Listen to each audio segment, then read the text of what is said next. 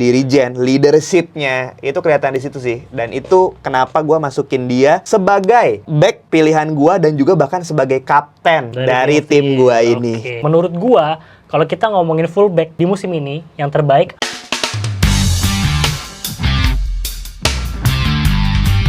Oke, welcome back to Onsite, tempat kita pura-pura jadi pandit ya, ngomongin tentang IPL, ngomongin tentang FPL, pokoknya semua tentang Liga Inggris ada di channel ini. Kenalan dulu deh Mas, lu siapa Mas? Oke, gue Kevin, sedang merintis karir sebagai pandit FPL. Pandit FPL, oke. Amin. Amin ya. Dan pastinya jangan lupa fans berat Onana. Oke, Onana. Manchester United. Yang mau tahu lihat video sebelumnya.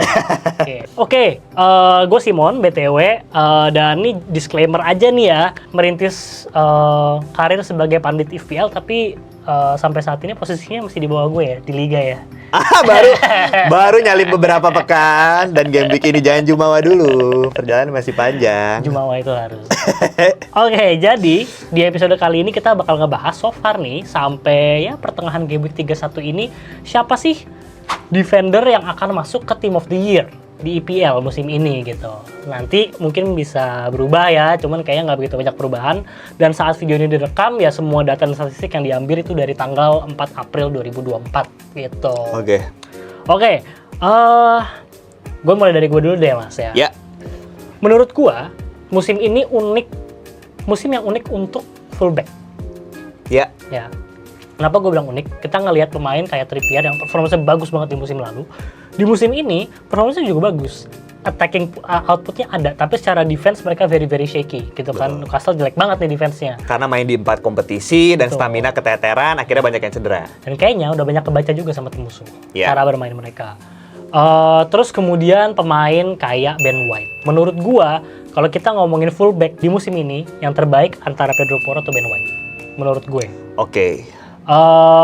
Mungkin yang bisa menjadi opsi Trent, tapi banyak injury, defense-nya juga masih sama gitu kan, capability defense-nya. Dan ketika kita melihat pemain-pemain kayak Zinchenko yang masuk ke tengah, John Stones yang sebenarnya bukan fullback juga, tapi dia masuk ke tengah juga gitu kan.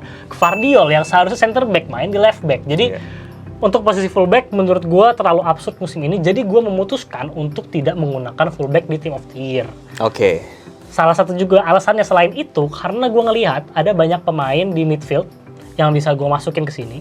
Terus kemudian punya 3 center back itu cukup make sense, karena gue melihat performance center back musim ini gue nggak bisa menentukan mana yang akan gue masukin.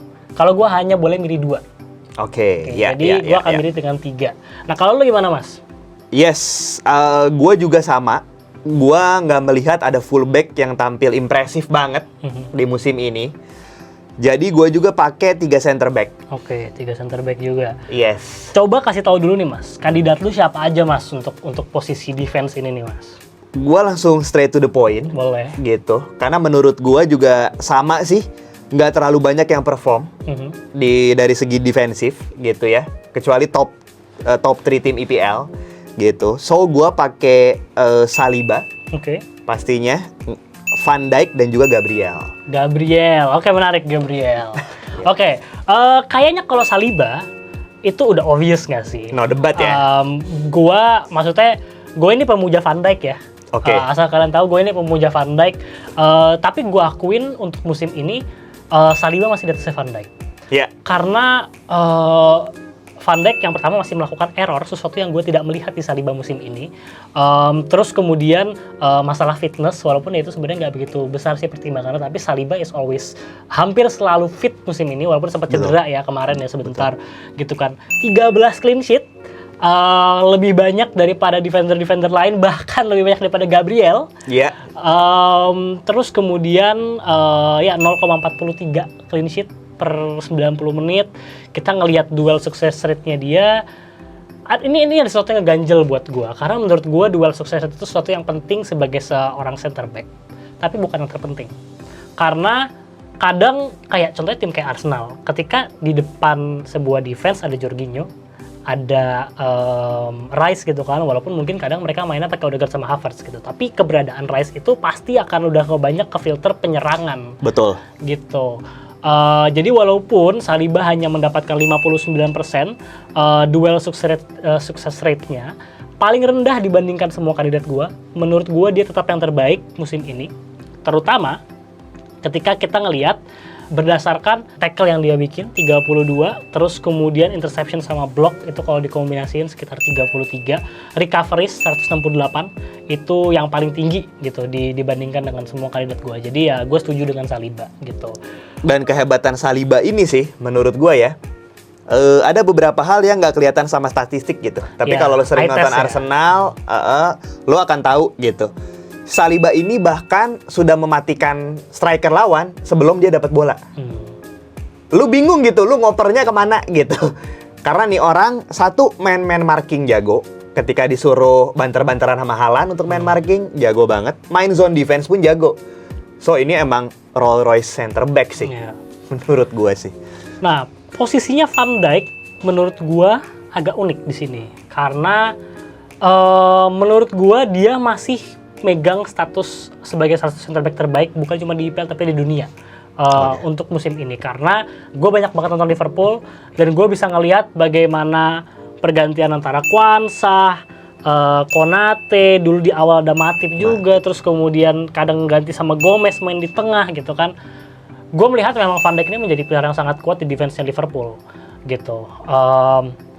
Kalau dibandingin sama center back yang lainnya di Liverpool, dia paling minim untuk errornya, walaupun tetap ada error, tapi paling minim. Dan kalau kita ngelihat, dia ini dominan banget di udara. Pokoknya dia punya statistik paling tinggi dari segi aerial duel di EPL. Oke. Dan overall duelnya, jadi maksudnya ada aerial sama ground duel juga, itu dia 76% sukses rate-nya. Jadi memang center back yang very good dalam dari segi one on one gitu kan. Nah, cuman di sini posisinya unik karena gua sempat pengen masukin Gabriel. Jadi tadinya Gabriel itu opsi ketiga gua nih. Oke. Tapi kemudian gua membandingkan dengan satu pemain lagi, yaitu Tarkowski. Oke. Tarkowski ini dari 30 match dapat 8 clean sheet ya, sama seperti Van Dijk jumlahnya. Terus kemudian ini sebagai perspektif ya. Saliba 108 duel musim ini. Van Dijk 203. Tarkowski itu 304 duel musim ini gitu kan. Terus kemudian sukses rate-nya itu di 62%. Angka yang cukup tinggi menurut gua untuk jumlah duel yang sebanyak itu gitu kan. Dan kalau misalkan kita ngelihat dari defensive action yang gue masuk itu kayak tackle, clearance, terus block, recovery. Itu dia di angka 427. Van Dijk 340. Saliba 293, Gabriel 264. Walaupun memang posisinya Everton mungkin nggak sebaik itu, tapi gue rasa mungkin sedikit lebih daripada Pickford, dia memegang peran yang sangat penting di defense-nya Everton. Itu sih. Oh ya, tadi untuk Saliba gue sebenarnya ada satu hal lagi yang gue mau mention kenapa dia menjadi opsi pertama gue. Musim ini 2 gol dia menentukan kemenangan. Menurut gua itu sebagai bonus poin ketika lu menjadi seorang defender. Iya. Threat itu tuh yang ada gitu. Iya. Kalau gue mungkin mau menambahkan komentar Van Dijk ya. Van Dijk ini sebenarnya yang paling gue suka dari dia adalah leadership-nya. Gitu. Gimana lu bisa lihat sepanjang musim center back partnernya ganti-ganti terus, tapi dia ini dirijen gitu. Dia bisa ngarahin, dia bisa ngebimbing siapapun.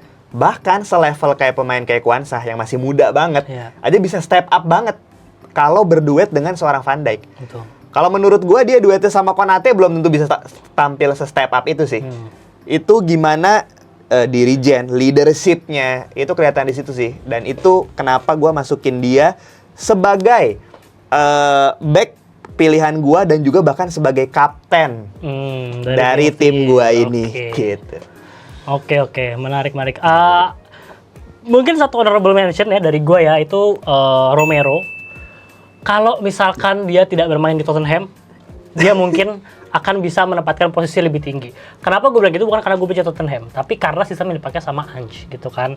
Sangat menyerang, kadang Romero juga udah ngelewatin tengah lapangan gitu kan, jadi ya udah nggak ada harapan lah kalau untuk back Tottenham gue masukin ke sini. Tapi permasalahan dari Romero sebenarnya kan kalau kita milih tim terbaik gini, ada faktor fair play juga nih.